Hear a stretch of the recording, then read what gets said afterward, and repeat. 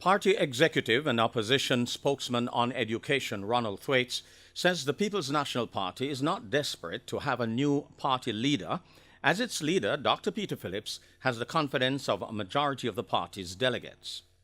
His comment follows calls and speculations of resignation of the party president after two by-election defeats in seats once considered PNP strongholds, the latest defeat being last week's Portland Eastern by-election. The situation in East Portland does not demonstrate any call or any justifiable call for that. Here was an virtual emergency of a by-election. This was a situation where there were significant deficiencies in the party organization in East Portland.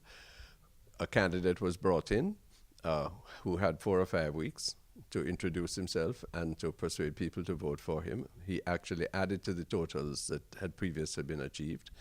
And he was contending against a juggernaut where the candidate had been there for several months, if not years, and which was certainly much better resourced. He also admits that the party's losses are disheartening.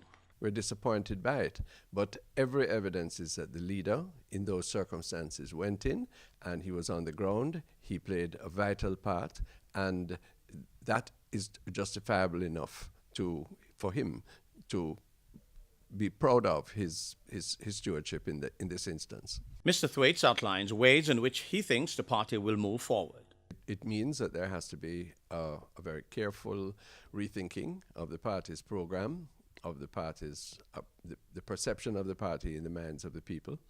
And so it's no question of just excusing everything. There's deep introspection, change of tactics, renewal of individuals, replacement of individuals that will have to take place. Look, every institution every institution leader has to look for succession, you know.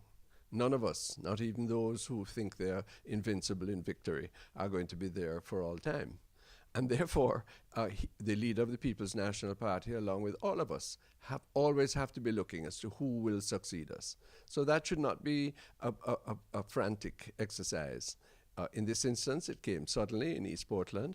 Michael Sharp, Frontline News.